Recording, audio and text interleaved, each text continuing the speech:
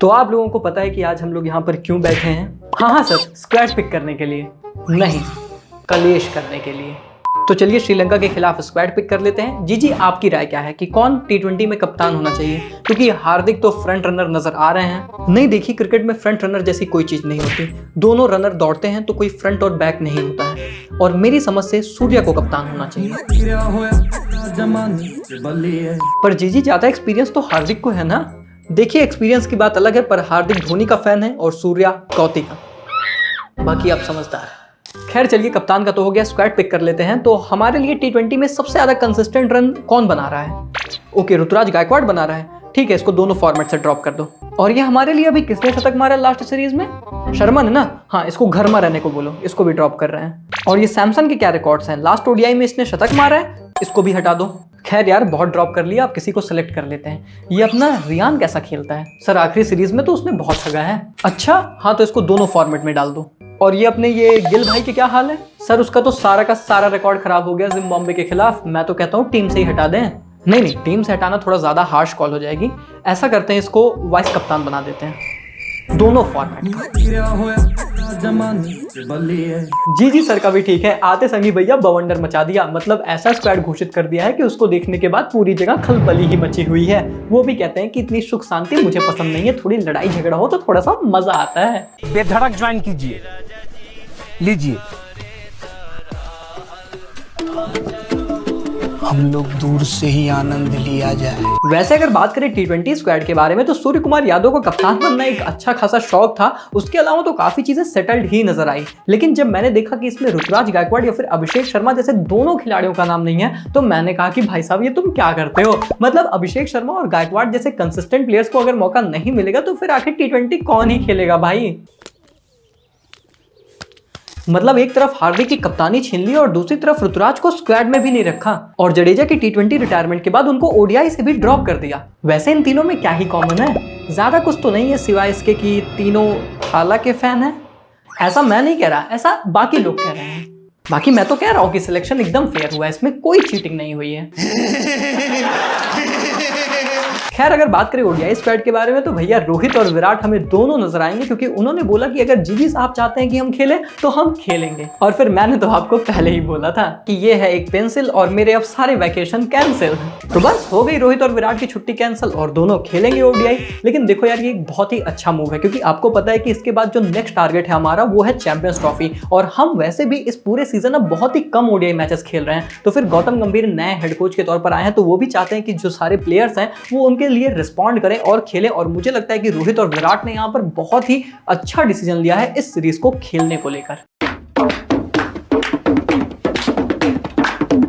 Anyway यार, इसके अलावा श्रेयस और केएल भाई की भी जगह देखने को बकायदा मिल रही है और श्रेयस भाई की एक तरीके से वापसी भी हो गई है। हाँ, ईशान भाई जरूर बोल रहे हैं कि फिर उसको बुलाया तो मुझे क्यों नहीं बुलाया? मतलब बेचारे का बर्थडे था, उसको बर्थडे गिफ्ट भी नहीं मिला। ये भेदभाव क्यों? लेकिन भाई जिन बंदों को भर भर के गिफ्ट मिला है वो है रियान पराग और शुभमन गिल।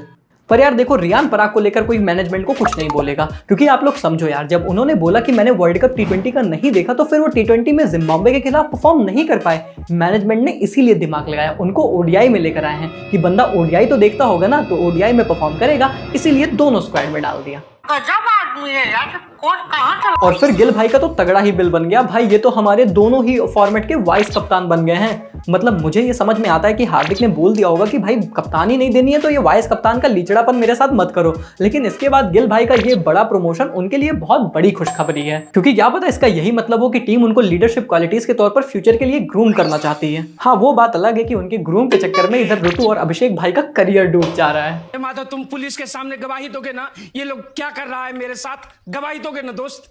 बाकी यार संजू भाई के बारे में तुम कुछ मत पूछना, क्योंकि मैं भी यहाँ पर कोई जवाब नहीं दे पाऊंगा। बंदे की 56 की ओडीआई की एवरेज, पिछले मैच में शतक और बंदा ड्रॉप। हमारे यहाँ ऐसा ही होता है। लेकिन एक मिनट, ये गंभीर सर हेड कोच बनने के पहले आखिर सैमसन भाई के बारे में क्या कहते थे? What if Sanju Samson does not go on to play for India? It is not Sanju Samson's loss. It is actually India's loss. Game कर गए गुरु।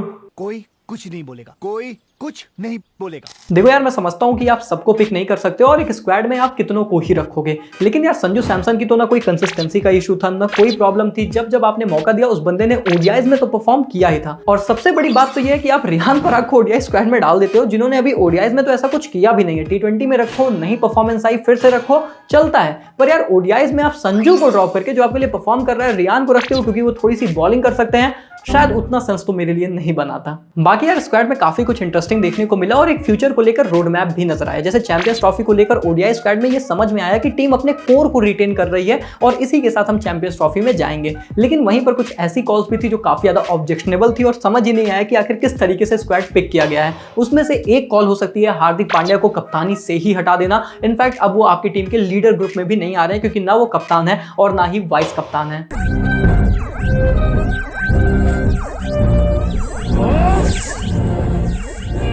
देखो यार, ईमानदारी से तो डिजर्व हार्दिक भाई करते थे और ये बात आप सभी लोग जानते हो, लेकिन उनके खिलाफ जो चीजें चली गई वो उनका इंजरी कंसर्न था। और उसके बाद मैनेजमेंट ने उनसे ये बोला कि आप जब हम टी20 के कप्तान बनाए थे तो जो आपके डिसीजंस थे वो क्वेश्चनेबल थे, इसलिए हम आपको नहीं रखना चाहते। ये सब दोगलापन है। खैर, इन्हीं सारी इमोशनल टाइमिंग्स के बीच हार्दिक भाई ने ये भी अनाउंस कर दिया कि वो और नताशा अब डिवोर्स ले रहे हैं। यार डेफिनेटली भाई, जब आप ऐसी चीजें देखते हैं तो आपको रियलाइज होता है कि इस बंदे के ऊपर पिछले 9-10 महीने में आखिर क्या बीती है और कितना ज्यादा इन्होंने सफर किया है। लेकिन चलो, मुझे इस बात की खुशी है कि ऐसा नहीं है कि हार्दिक इस कठिन टाइम पर अकेले हैं, बल्कि इनफैक्ट इंडियन क्रिकेट टीम में ही बहुत से ऐसे खिलाड़ी हैं जो उनका साथ बटा पाएंगे।